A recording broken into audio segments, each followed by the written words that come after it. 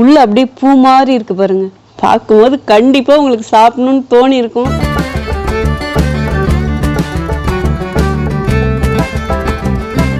Hi friends, welcome to cook with Sangeetha. இன்னைக்கு நம்ம பார்க்க போகிறது நீங்கள் ரொம்ப நாளாக கேட்டுட்டு இருந்த ரவா இட்லி தான் செஞ்சு காட்ட போகிறேன். ரவா இட்லி செய்கிறது ரொம்ப ஈஸி தான், ஆனால் அதுக்கு எந்த அளவில் போட்டால் இட்லி சாஃப்டாக இருக்குங்கிறது ரொம்ப முக்கியம்.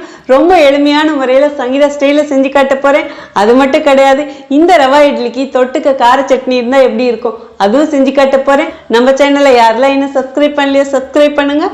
ப்ளீஸ் கீழே இருக்கிற பெல் பட்டனில் மறக்காமல் ஆள் கொடுங்க. அப்போ தான் நான் போகிற வீடியோ உங்களுக்கு உடனே வரும். வாங்க இப்போ எப்படி செய்யறதுன்னு பார்க்கலாம். ரவா இட்லி செய்யறதுக்கு இப்போ தேவையானதெல்லாம் வறுத்துக்கலாம். அதுக்கு ஸ்டவ் ஆன் பண்ணி ஒரு பாத்திரம் வச்சுட்டேன். 1.5 டீஸ்பூன் நெய் போட்டுக்கலாம். அடுப்பணல் கம்மியாகவே வச்சுக்கோங்க. இந்த நெய் உருகட்டும். நீங்கள் நெய் வேணாலும் போட்டுக்கலாம், இல்லை நார்மலாக ஆயில் வேணாலும் போட்டுக்கலாம். பட் நெய் போடும்போது ரொம்ப வாசனையாக இருக்கும். நெய் உருகிடுச்சிங்க. முந்திரி பருப்பு கொஞ்சம் உடச்சி வச்சுருக்கேன், அதுவும் இதிலே போட்டுக்கலாம். முந்திரி பருப்பு போடுறது நம்ம இஷ்டம்தான். எந்த அளவுக்கு போடுறீங்களோ அந்த அளவுக்கு டேஸ்ட் நல்லாயிருக்கும். அடுப்பணல் கம்மியாக வச்சு இதை நல்லா செவக்க வறுத்துக்கலாம். விடாமல் கிளறி கொடுத்துக்கிட்டே இருங்க, அப்போ தான் எல்லா பருப்பும் ஒரே மாதிரியே செவக்கும். பாருங்கள், முந்திரி பருப்பு இந்த அளவுக்கு செவந்தா போதும். இப்போ இது தனியாக ஒரு பிளேட்டில் எடுத்து வச்சிடலாம். இப்போது அதே நெய்யிலே 1 டீஸ்பூன் கடுகு போட்டுக்கலாம். கடுகு பொரியுது. இந்த டைம்லேயே கடலைப்பருப்பு 1 டீஸ்பூன் போட்டுக்கலாம். உளுத்தம்பருப்பு 1 டீஸ்பூன் போட்டுக்கலாம். இது கூடவே சின்னதாக ஒரு துண்டு இஞ்சி எடுத்து அதையும் பொடியாக கட் பண்ணி வச்சுருக்கேன். இப்போ அதுவும் இதிலே போட்டுக்கலாம். கருவேப்பிலை ஒரு கொத்து எடுத்து நல்லா பொடியாக கட் பண்ணி வச்சுருக்கேன், அதுவும் இதிலே போட்டுக்கலாம். ஒரே ஒரு பச்சை மிளகா பொடியாக கட் பண்ணி வச்சுருக்கேன், அதுவும் இதிலே போட்டுக்கலாம். இப்போ எல்லாத்தையும் ஒன்று சேர்த்து கிளறி கொடுங்க. இந்த கடலைப்பருப்பு உளுத்தம்பருப்பு நல்லா செவக்கட்டும். கம்மியான தீயில வச்சு தாங்க இதெல்லாம் வறுக்கணும். இப்போது அடுப்பை நல்லா மீடியமாக வச்சுக்கோங்க. இதை நல்லா செவக்கிற வரைக்கும் வறுத்துக்கலாங்க. பாருங்கள், நான் இஞ்சி எப்போ போட்டனோ அப்பயே போடுங்க. அப்போ தான் அந்த இஞ்சி நல்லா பொரிஞ்சிடும். நமக்கு இட்லி சாப்பிடும் போதும் அப்படியே கடிக்க கிடைக்காது. அப்படியே நல்லா சுருங்கிட்டு இட்லியில் இருக்கிறதே தெரியாமல் இருக்கும். பாருங்கள், கடலைப்பருப்பு உளுத்தம்பருப்புலாம் இந்த அளவுக்கு செவந்தா போதும்.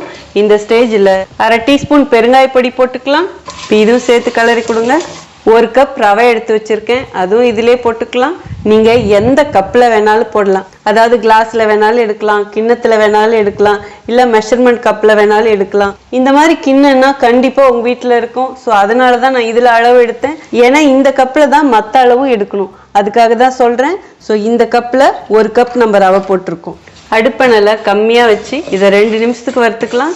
இந்த ரவை அப்படியே சூடாயிட்டு லேசாக அப்படியே வாசனை வரும், அது வரைக்கும் நம்ம வறுத்துக்கணும்.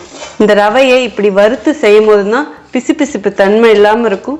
இட்லி நல்லா வாசனையாக இருக்கும். நீங்கள் ரவையை வறுக்காமல் போட்டிங்கன்னா அப்படியே பிசு பிசுன்னு கொலன்னு இருக்கும். இட்லி உதிரியாக இருக்காது, அப்படியே களி மாதிரி இருக்கும். நான் எடுத்துருக்கிறது வறுக்காத ரவை. நீங்கள் நார்மலாக உப்புமா பண்ணுறதுக்கெலாம் செய்வீங்க இல்லைங்களா, அந்த ரவையில தான் நான் செய்கிறேன். பெஸ்ட்டு வந்து சின்ன ரவையாக இருக்கிறது தான். பாருங்கள், ரவை நல்லா சூடாயிடுச்சு, வாசனையும் வருது.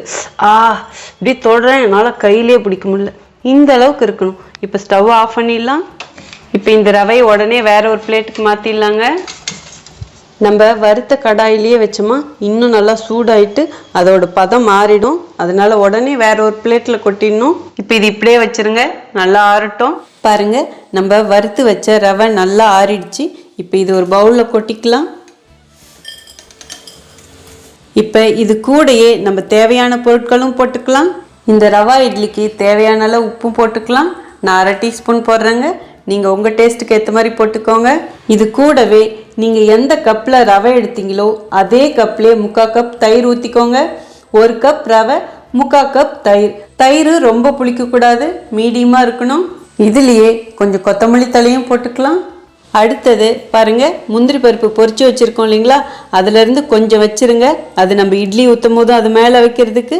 இப்போ இதிலேருந்து கொஞ்சம் எடுத்து இதில் போட்டுடலாம். இப்போ இது எல்லாத்தையும் சேர்த்து நல்லா மிக்ஸ் பண்ணிக்கலாங்க. பாருங்கள், அப்படியே 2 கிளறிட்டோம். கண்டிப்பாக தயிர் மட்டுமே இந்த மாவு மிக்ஸ் பண்ண பத்தாது. இந்த மாவோடைய கன்சிஸ்டன்சி எந்த அளவுக்கு வேணுமோ அதுக்கு தகுந்த மாதிரி இது கூட தண்ணியும் ஊற்றிக்கணும். எந்த கப்பில் ரவை எடுத்தோமோ அதே கப்லேயே 1 கப் தண்ணி எடுத்து வச்சுருக்கேன். இப்போ அதையும் கொஞ்சம் கொஞ்சமாக ஊற்றி கிளறிக்கலாம். 1 கப் தண்ணியுமே நான் ஃபுல்லாக ஊற்றிட்டேன். நம்ம ரொம்ப புட்டாட்டு இட்லி ஊற்றினோமா அப்படியே இட்லி வெடிக்கும்.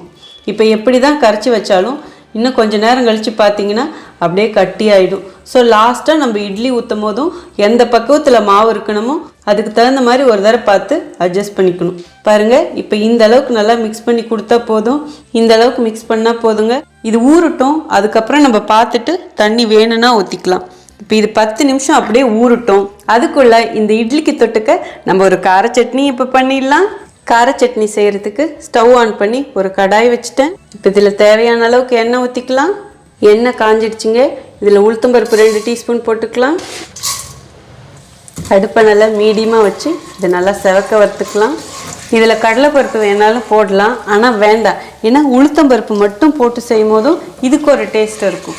சப்போஸ் உங்களுக்கு சட்னி கொஞ்சம் கூட வேணும் அப்படின்னு நினச்சிங்கன்னா இப்போ நான் போகிற பொருட்களை விட இன்னும் கொஞ்சம் சேர்த்து போடணும். இந்த உளுத்தம்பருப்பு கூடையே 2 காஞ்ச மிளகா போட்டுக்கலாம், 5 காஷ்மீர் மிளகா போட்டுக்கலாம். காஷ்மீர் மிளகா இருந்தால் போடுங்க, இல்லைன்னா பரவாயில்ல. நார்மல் மிளகாயிலேருந்து மட்டும்தான் காரம் வரும். இந்த காஷ்மீர் மிளகாயிலேருந்து காரம் வராது. பட் ஆனால் சட்னிக்கு நல்ல கலர் கொடுக்கும். நீங்கள் உங்களுக்கு எப்படி காரம் வேணுமோ அதுக்கு தகுந்த மாதிரி மிளகா போட்டுக்கோங்க. இப்போ இந்த மிளகா உளுந்து 2 செவக்க வறுத்துக்கலாம். பாருங்கள், உளுந்து மிளகாலாம் இந்த அளவுக்கு செவந்தா போதும். இந்த ஸ்டேஜில் 5 பல் பூண்டு எடுத்து வச்சுருக்கேன், அதுவும் போட்டுக்கலாம். இப்போ இதையும் ஒரு கலரி கொடுங்க. இதோடையே 2 தக்காளி எடுத்து வச்சுருக்கேன், அதுவும் இதிலே போட்டுக்கலாம். சின்னதாக ஒரு துண்டு புளி போட்டுக்கலாம். பாருங்கள், தக்காளி தான் நம்ம இதில் போட்டிருக்கோம். வெங்காயம் கூட இந்த சட்னிக்கு கிடையாது. அதனால் புளி நிறையா போட்டிங்கன்னா நல்லாவே இருக்காது. ஜஸ்ட்டு சின்னதாக ஒரு துண்டு போடணும், அவ்வளோதான். இதோடையே பெருங்காய பொடி 1/4 டீஸ்பூன் போட்டுக்கலாம். அடுப்பை மீடியமாக வச்சு இப்போ எல்லாத்தையும் ஒன்று சேர்த்து கிளறி கொடுங்க. நம்ம இந்த சட்னியில் வெங்காயமே சேர்க்க போகிறது கிடையாது, ஆனால் பயங்கர டேஸ்ட்டாக இருக்கும். இப்போ இந்த தக்காளி நல்லா வதங்குற வரைக்கும் வதக்கிக்கலாம். இப்போ இதுலேயே இந்த சட்னிக்கு தேவையான அளவு உப்பு போட்டுடலாம். இதையும் சேர்த்து கிளறி கொடுங்க. சட்னியோட குவான்டிட்டி இன்னும் அதிகமாக வேணும்னு நினச்சிங்கன்னா இன்னும் கொஞ்சம் தக்காளி, உளுந்து, மிளகா இது எல்லாத்தையும் கொஞ்சம் அதிகப்படுத்திக்கோங்க. இப்போ நான் செய்கிற அளவு 5 பேர் சாப்பிட்லாம். பாருங்கள், தக்காளிலாம் நல்லா வதங்கிடுச்சு. இந்த அளவுக்கு வதக்கினா போதும். இப்போ ஸ்டவ் ஆஃப் பண்ணிடலாம். இப்போ இதை ஆற வச்சு மிக்சியில் போட்டு அரைச்சி எடுத்துகிட்டு வந்துடுறேன். சட்னி அரைச்சாச்சுங்க. இப்போ இது வேற ஒரு பவுலில் மாற்றிக்கலாம். அரைக்கும் போதே உப்பு பார்த்துட்டேன், கரெக்டாக இருக்குது. ஸோ நீங்களும் அந்த டைமில் உப்பு கரெக்டாக இருக்கான்னு பார்த்துக்கோங்க. நான் சொன்ன மாதிரி புளி மட்டும் கம்மியாக போடணுங்க. நீங்கள் இதுக்கு தாளிப்பு வேணாலும் கொடுத்துக்கலாம், இல்லை சிம்பிளாக இப்படியே விட்டாலும் செம்ம சூப்பராக இருக்கும். பட் நான் இதில் லாஸ்ட்டாக என்ன பண்ணுவேன்னா ஒரே ஒரு டீஸ்பூன் கோகனட் ஆயில் விடுவேன், அதாவது தேங்காய் எண்ணெய். ரொம்ப டேஸ்ட்டாக இருக்கும். விருப்பப்பட்டால் இப்படி விடுங்க, இல்லைன்னா பரவாயில்ல. பாருங்கள், இந்த எண்ணெய் அப்படியே மேலேயே இருக்கட்டும். எப்போ சாப்பிட்றீங்களோ அப்போ அப்படியே மிக்ஸ் பண்ணிவிட்டு எடுத்து போட்டு சாப்பிட்ணும். நான் ஜஸ்ட் இங்கே பாருங்கள், இந்த எண்ணெய் அப்படியே மேலாமல் அப்படியே அழுத்தி கொடுக்குறேன், அவ்வளோதாங்க. சூப்பராக நம்ம கார சட்னி ரெடி ஆயிடுச்சு. வாங்க நம்ம மிக்ஸ் பண்ணி வச்ச ரவா மாவு இப்போ எப்படி இருக்குன்னு பார்த்துருவோம். பாருங்கள், நம்ம மிக்ஸ் பண்ணி வச்ச மாவு இப்போ நல்லா ஊறிடுச்சு. இது கூடவே சமையல் சோடா 1/4 டீஸ்பூனுக்கும் கொஞ்சம் அதிகமாக போட்டுக்கலாம்.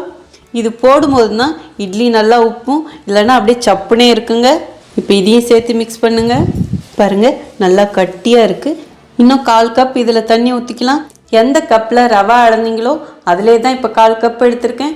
டோட்டலாக பார்த்தீங்கன்னா 1/4 கப் தண்ணி அளவு ஊற்றிருக்கோம். இப்போ இதையும் சேர்த்து மிக்ஸ் பண்ணிக்கலாம். சோடா உப்பு முன்னையே போட்டு கலக்கி வைக்கக்கூடாது. எப்போ நீங்கள் இட்லி ஊற்றுறீங்களோ அப்போ தான் சோடா உப்பு போடணும். பாருங்கள், நல்லா மிக்ஸ் பண்ணி கொடுத்தாச்சு. உப்பும் கரெக்டாக இருக்கான்னு பார்த்துக்கோங்க.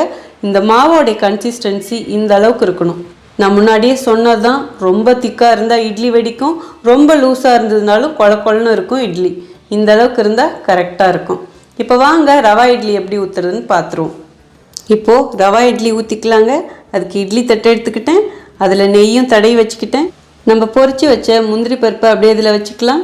நம்ம இட்லி மேலே பார்க்கும் போதும் இந்த முந்திரி பருப்பு மேலே தெரியும், அப்படியே அழகாக இருக்கும். இப்போது நம்ம மிக்ஸ் பண்ணி வச்ச ரவா இட்லி மாவை ஒரு தடவை அப்படியே மிக்ஸ் பண்ணி கொடுத்துருங்க. இப்போ அப்படியே இதில் ஊற்றிக்கலாம். ஃபஸ்ட்டு பிளேட்டில் ஊற்றிட்டேன். இப்போ இது 2வது பிளேட்டுங்க. 2 பிளேட்டில் இட்லி ஊற்றியாச்சு. 12 இட்லி வந்திருக்கு. இது நல்லா பெரிய இட்லியாக தான் வரும், ஏன்னா இந்த குழி நல்லா பெருசு. வாங்க இப்போ இட்லி எப்படி அவிக்கிறதுன்னு பார்ப்போம். பாருங்கள், ஸ்டவ் ஆன் பண்ணி இட்லி பாத்திரம் வச்சு அதில் தண்ணியும் ஊற்றிட்டேன். அந்த தண்ணியும் நல்லா சூடாயிடுச்சு. இப்போது நம்ம ரெடி பண்ணி வச்ச இட்லி பிளேட்டும் இதிலே வச்சிடலாம். 2 பிளேட்டுமே வச்சாச்சுங்க. இப்போ க்ளோஸ் பண்ணிடலாம். பாருங்கள், இப்போ அடுப்பை நல்லா மீடியமாக வச்சுருங்க. 12 நிமிஷத்துக்கு இது அப்படியே வேகட்டும், அதுக்கப்புறம் நம்ம பார்க்கலாம். இட்லி ஊற்றி 12 நிமிஷம் முடிஞ்சிருச்சுங்க. இப்போ ஓப்பன் பண்ணி பார்க்கலாம். ஆஹா, திறக்கும் போதே வாசனை சூப்பராக இருக்குது. இட்லி நல்லா வெந்துடுச்சு. இப்போ ஸ்டவ் ஆஃப் பண்ணிடலாம். உடனே இட்லி எடுக்க வேணாம், 2 நிமிஷம் அதுக்கு ரெஸ்ட்டு கொடுத்துட்டு அதுக்கப்புறம் எடுக்கலாம். அப்போ தான் அடி பிடிக்காமல் வரும். ஸோ இப்போ நம்ம ரவா இட்லியும் ரெடி ஆகிடுச்சு, கார சட்னியும் ரெடி ஆகிடுச்சு. வாங்க எப்படி இருக்குன்னு டேஸ்ட் பார்த்துருவோம். சூப்பராக நம்ம ரவா இட்லி ரெடி ஆயிடுச்சு. பாருங்கள் எப்படி இருக்குன்னு, எவ்வளோ சாஃப்ட்னு இப்போ உங்ககிட்ட காட்டுறேன் பாருங்கள். உள்ள அப்படியே பூ மாதிரி இருக்கு பாருங்க. சூப்பராக நம்ம ரவா இட்லி ரெடி ஆயிடுச்சுங்க. இப்போ இதுக்குரிய டிப்ஸ் ஃபஸ்ட்டு உங்களுக்கு கொடுத்துறேன். ரவா இட்லி செய்கிறது ரொம்ப ரொம்ப ஈஸி. நீங்கள் இந்த வீடியோ பார்த்தோன்னே தெரிஞ்சிருப்பீங்க. மெயினாக நிறைய பேத்துக்கு வர தப்பு எங்க, எவ்வளோ அளவுகள் போடணும், அதாவது ரவை எவ்வளோ போடணும், தயிர் எவ்வளோ போடணும், தண்ணி எவ்வளோ ஊற்றணும், அதில் தான் உங்களுக்கு டவுட் வரும். இங்கே பாருங்கள், இதை பார்க்கும் போதே உங்களுக்கு தெரிஞ்சிருக்கும். இங்கே பாருங்கள். ஸோ அளவுகளை மட்டும் நீங்கள் கரெக்டாக போட்டிங்கன்னா கண்டிப்பாக உங்களுக்கும் இதே மாதிரியே ரவா இட்லி கிடைக்கும். நான் வீடியோவில் எவ்வளோ அளவு சொன்னனோ அதே அளவு ஃபாலோ பண்ணுங்கள், இதே மாதிரியே உங்களுக்கு வரும். நீங்கள் இந்த இட்லியை பார்த்த உடனே தெரிஞ்சிருப்பீங்க இது எவ்வளோ டேஸ்ட்டாக இருக்குன்னு சொல்லிட்டு. நீங்கள் இதுலேயே கேரட் கூட துருவி போட்டுக்கலாம், இன்னும் ஹெல்த்தி. பட் நான் ஏன் போடலைன்னா, ரவா இட்லினா அதை பர்ஃபெக்டாக காமிக்கணும். அதாவது அதோடைய நிறம், குணம், மனம் இதெல்லாம் மாறாமல் காட்டணும். அதோடைய ஒரிஜினல் கலர் எப்படி இருக்குன்னு காட்டணும். அதனால தான் நான் போடல. அதே மாதிரி ஒரு சிலர் கேட்கலாம், குக்கிங் சோடா போடாமல் பண்ணலாமான்னு. பண்ணலாங்க, ஆனால் இப்படி புஷ்ஷுன்னு உப்பாது, அதே மாதிரி கொஞ்சம் சாஃப்டாகவும் இருக்காது. ஸோ கண்டிப்பாக கொஞ்சமாவது, அதாவது ஒரு பிஞ்சாவது போடணும், அப்போ தான் நல்லாயிருக்கும். அதுக்கப்புறம் உங்கள் விருப்பம். அதே மாதிரி மற்ற பொருட்களும் நான் எவ்வளோ போட்டேன்னா அதே அளவே போடுங்க. அதாவது கடுகு, உளுத்தம்பருப்பு, இஞ்சி இந்த மாதிரி பொருட்களும். அப்போ தான் உள்ளே இங்கே பாருங்கள், உங்களுக்கு சாப்பிடும் போது ஒவ்வொரு பைட்டுக்கும் கிடைக்கும், ரொம்ப ருசியாக இருக்கும். ஸோ ரவா இட்லிக்கு நீங்கள் இந்த அளவு தெரிஞ்சுக்கிட்டாலே போதும், ரொம்ப சூப்பராக செஞ்சிடலாம். அடுத்தது கார சட்னி. ரொம்ப ரொம்ப சிம்பிளாக இருக்கும், பட் பயங்கர டேஸ்ட்டாக இருக்கும். நம்ம இதில் வெங்காயம் கூட ஆட் பண்ணல, நல்லா இருக்குமா அப்படின்னு நீங்கள் யோசிக்கலாம். செம்ம சூப்பராக இருக்கும், ட்ரை பண்ணி பாருங்கள். இப்போ இந்த ரவா இட்லி சாப்பிட்டு பார்த்துருவோம். ஃபஸ்ட்டு நான் வெறும்னே இட்லி உங்களுக்கு சாப்பிட்டு காட்டுறேன். பாருங்கள் இது எந்த அளவுக்கு சாஃப்டாக இருக்குன்னு. ஆஹா, இங்கே பாருங்கள், எல்லா இடத்துலையுமே நான் உங்களுக்கு காட்டுறேன். இங்கே பாருங்கள், இதுக்கு மெயின் காரணம் நம்ம ரவை எந்த அளவுக்கு வறுக்கிறோங்கிறதும். நான் சொன்ன அளவுக்கு ரவையும் வறுத்து போடுங்க, இல்லைன்னா இந்த மாதிரி உதிரி உதிரியாக இருக்காது. இப்போ ஃபஸ்ட்டு வெறும்னே இந்த இட்லி சாப்பிட்டு காட்டுறேன். செம்ம வாசனையாக இருக்குது. அந்த நெய் போட்டோம் பார்த்தீங்களா, அங்கே இருக்குது விஷயம்னு சொல்லலாம். நிஜமாக சொல்கிறேன், அவ்வளோ வாசனையாக சூப்பராக இருக்குது, சான்ஸே இல்லை. இன்றைக்கி ஒரு பிடிக்க பாருங்க. அந்த கடுகு, உளுத்தம்பருப்பு, முந்திரி பருப்பு, நெய், இஞ்சி, ஓஹோ எல்லா வாசனையும் கிடைக்குது. நல்லா சாப்பிட்றதுக்கு அப்படியே வாயில் கடிபடுது. சும்மாவே சாப்பிட்டுடலாம். நான் சொன்ன மாதிரியும் இதுக்கு தொட்டுக்க வேணுங்கிற அவசியம் கூட இல்லை. பட் இருந்தாலும் இதுக்கு நம்ம கார சட்னி ரெடி பண்ணியிருக்கோம்ல, இப்போ அதையும் சேர்த்து சாப்பிட்டு பார்த்துருவோம். நான் எல்லா சட்னியும் இதில் வச்சுருக்கேன், அதனால் இதிலேருந்து கொஞ்சமாக எடுத்து நம்ம இந்த இட்லி மேலே வச்சு சாப்பிட்டு பார்ப்போம். ஆஹா, பார்க்கும்போது கண்டிப்பாக உங்களுக்கு சாப்பிடணும்னு தோணி இருக்கும். இப்போ இது எப்படி இருக்குன்னு டேஸ்ட் பார்த்துருவோம். ஆஹா, சான்ஸே இல்லைங்க, அவ்வளோ சூப்பராக இருக்குது. அந்த சட்னிக்கும் இட்லிக்கும் சரியான காம்பினேஷன். நீங்கள் உங்களுக்கு டைம் கிடைச்சா இதோட ஒரு தேங்காய் சட்னி, ஐயோ அவ்வளோ பிரமாதமாக இருக்கும். ரவா இட்லி, கார சட்னி, தேங்காய் சட்னி இது எல்லாத்தையும் சேர்ந்து சாப்பிடும் போதும் அவ்வளோ சுவையாக இருக்கும். இந்த சட்னியை அப்படியே சும்மாவே சாப்பிட்லாம், அப்படி இருக்கு. இது ஒரு டிஃபனுக்குன்னு இல்லை, ஒரு ஸ்நாக்ஸு கூட சாப்பிடலாம் மாட்டுறது, அந்த அளவுக்கு சுவையாக இருக்குது. சின்ன பசங்களுக்கெல்லாம் இந்த மாதிரி ஆவியில் வச்சு வேக வச்சு கொடுக்கலாம், ரொம்ப நல்லதுன்னு சொல்லலாம். சீக்கிரமும் செஞ்சிடலாம், சுவையாகவும் இருக்கும். ஸோ இவ்வளோ சுவையான இந்த ரவா இட்லியும் கார சட்னியும் கண்டிப்பாக நீங்கள் ட்ரை பண்ணி பார்த்துட்டு எப்படி இருக்குன்னு சொல்லிட்டு கமெண்ட் பாக்ஸில் சொல்லுங்கள். உங்களுக்கு இந்த ரெசிபி பிடிச்சதுன்னா ப்ளீஸ் மறக்காமல் ஃபஸ்ட்டு ஒரு லைக் கொடுத்துருங்க. ரொம்ப ரொம்ப பிடிச்சதுன்னா, அதாவது இந்த சங்கீதா பிள்ளை சூப்பராக செஞ்சு காமிச்சிருக்காடா, இவ சொல்கிற அளவுகள்லாம் கரெக்டாக இருக்குது அப்படின்னு நீங்கள் நினச்சிங்கன்னா உங்கள் ஃப்ரெண்ட்ஸ் அண்ட் ஃபேமிலிக்கு ஷேர் பண்ணுங்கள். இதுவரையில் நீங்கள் எனக்கு கொடுத்துட்ருக்க ஆதரவுக்கு ரொம்ப ரொம்ப நன்றி. உங்களுக்கு என்ன ரெசிபி வேணுமோ ப்ளீஸ் அதுவும் கமெண்ட் பாக்ஸில் சொல்லுங்கள். இதே மாதிரி அடுத்த ஒரு ஸ்பெஷல் வீடியோவில் உங்களை சந்திக்கிறேன். Until then, see you, bye bye, love you all.